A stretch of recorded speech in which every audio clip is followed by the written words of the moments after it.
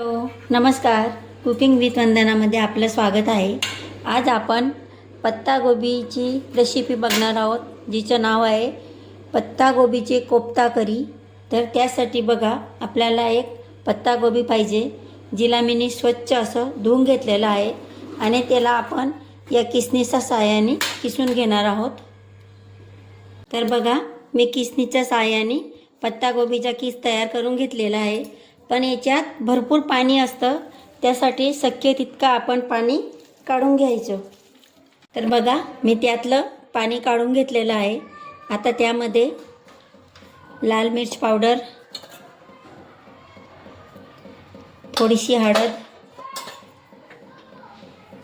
थोडं धना पावडर, कसुरी मेथी आणि थोडा ओवा क्रश करून घालायचा, थोडंसं आलं लसूणची पेस्ट आणि त्यात थोडंसं बेसन पीठ घालायचं.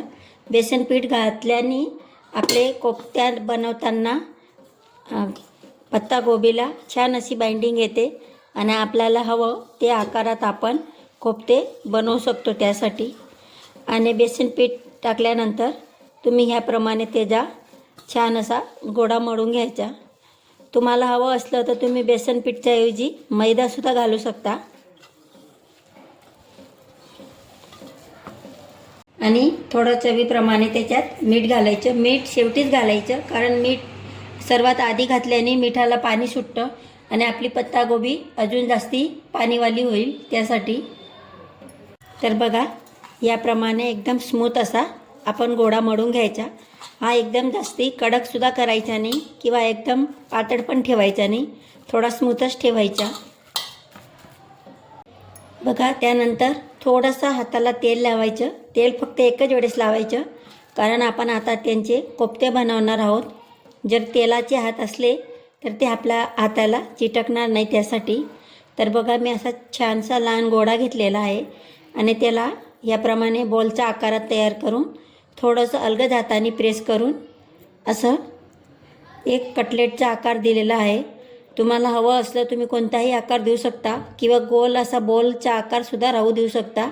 पण थोडंसं दाबलं तर ज्यावेळेस आपण त्यांना फ्राय करू तर ते मध्येसुद्धा शिजतील. जर आपण गोलच ठेवले तर ते मध्ये थोडे कचवट राहतं त्यासाठी. बाकी तुम्ही तुमच्या हिशोबाने कोणताही त्याला आकार देऊ शकता. तर बघा, ह्या आकारात मी सर्व कोफ्ते बनवून घेतलेले आहेत. त्यानंतर मी कढईमध्ये तेल गरम करायला ठेवलेलं आहे. ते मीडियमच गरम करायचं, एकदम जास्ती गरम करायचं नाही, नाहीतर आपले कोफ्ते तेलात टाकल्या काळे होतील. तर ह्याप्रमाणे आपण आता त्यांना फ्राय करून घेणार आहोत.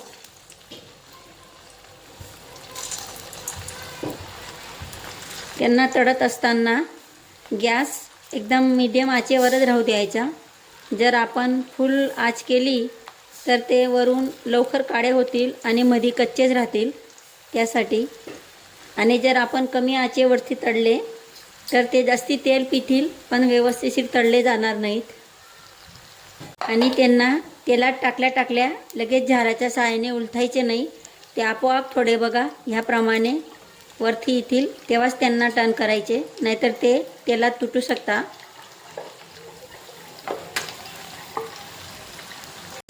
तर बघा, आपले कोफ्ते छान असे गोल्डन ब्राऊन फ्राय झालेले आहेत. इथपर्यंत त्यांना फ्राय करायचे, जे करून ते मध्येसुद्धा फ्राय होऊन जाता. तर बघा, आपले कोफ्ते फ्राय झालेले आहेत. तुम्हाला जर ग्रेव्ही करायची नसली तरी तुम्ही यांना टमाटा सॉससोबत असे सुद्धा सर्व करू शकता. हे खूपच टेस्टी लागतात. त्यानंतर ग्रेव्ही बनवण्यासाठी मी इथं दही घेतलेलं आहे आणि दहीमध्ये आपण आपले सुके मसाले घालून घेणार आहोत. त्यात बघा, मी हळद पावडर घातलेली आहे, त्यानंतर मिर्च पावडर, धने पावडर आणि चिमूट असं मीठ घातलेलं आहे. ह्या मसाल्याला घालून आपण ही दही व्यवस्थित फेटून घ्यायची. ह्याप्रमाणे आपण मसाला घालून जर दही फेटून भाजीत घातली तर आपली दही फाटत नाही. तर आता ग्रेव्ही बनवण्यासाठी एक कढई घेतलेली आहे. त्यात 2 पड्या असं तेल घातलेलं आहे. तेल थोडं गरम झालं की नंतर त्यामध्ये जिरं घालायचं, थोडी कसुरी मेथी घालायची, आला लसूणची पेस्ट घालायची. गॅसची आच कमी राहू द्यायची. आला लसूणची पेस्ट तेलामध्ये व्यवस्थित परतून घ्यायची. त्यानंतर थोडंसं बेसन पीठ घालायचं, जे करून आपली ग्रेव्हीला छान असा थिकनेसपणा येईल. बेसन पीठ छान असं भाजलं गेलं की नंतर आपण जे दहीमध्ये मसाले मिक्स करून ठेवलेले होते ते घालायचे. त्यात थोडीशी काश्मीरी लाल मिर्च पावडर घालायचं, जे करून आपली ग्रेव्हीला छान असा रंग येईल. या मसाल्याला तेलात छान परतवायचा जोपर्यंत त्याच्या कडाला तेल सुटत नाही. हवं असलं तर थोडंसं पाणी घालायचं, जे करून ते कढईला चिटकणार नाही. तर बघा, तुम्ही बघू शकता आपण दहीचं मिश्रण घातल्यानंतर आता ज्या कडाला छान असा तेल सुटत आहे. आता त्यामध्ये मी 1 कांदा कद्दूकसच्या साहाय्याने क्रश करून घेतलेला आहे, तो घालत आहे. तुम्ही त्याला मिक्सरमध्ये सुद्धा ग्राइंड करू शकता. तर बघा, आपला कांदासुद्धा मसाल्यामध्ये छान असा फ्राय झालेला आहे. कांद्याला सुद्धा कडाला तेल सुटायला लागलं. आता त्यामध्ये मी मिक्सरमध्ये 1 टमाटर आणि हिरवी मिरची ग्राइंड करून घेतलेली आहे, ते घालत आहे. मसाला छान परतवायचा, जे करून आपली ग्रेव्ही एकदम स्वादिष्ट होईल.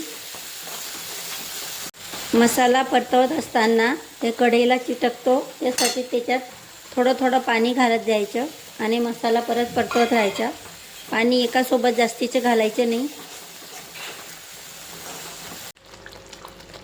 तर बघा, मी अजून त्यात थोडंसं पाणी घालत आहे. तिला एकदम पातळ करायची नाही, ही ग्रेव्ही थोडी घट्टच राहते. तर बघा, तुम्ही बघू शकता आपल्या ग्रेव्हीला छान अशी उकड आलेली आहे. आता त्यामध्ये थोडासा किचन किंग मसाला घालायचा आणि थोडी कोथिंबीर घालायची. माझ्या घरी आता सध्या कोथिंबीर नाही, त्यासाठी मी स्किप करत आहे. पण ह्यावेळेस त्यात थोडीशी कोथिंबीरसुद्धा घालू शकता.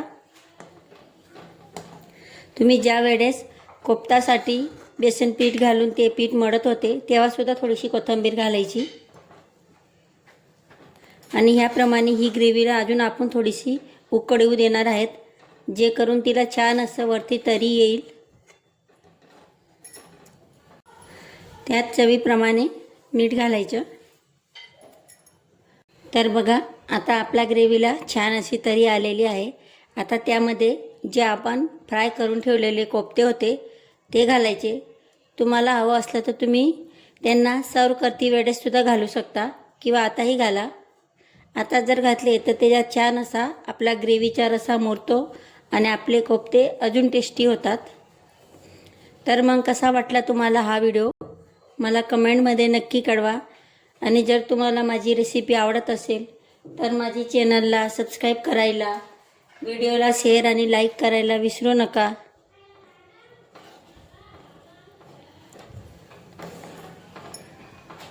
तर मग बघा, तयार आहे आपली पाहताच खायची इच्छा होणार अशी पत्ताकोबीची कोफ्ता करी.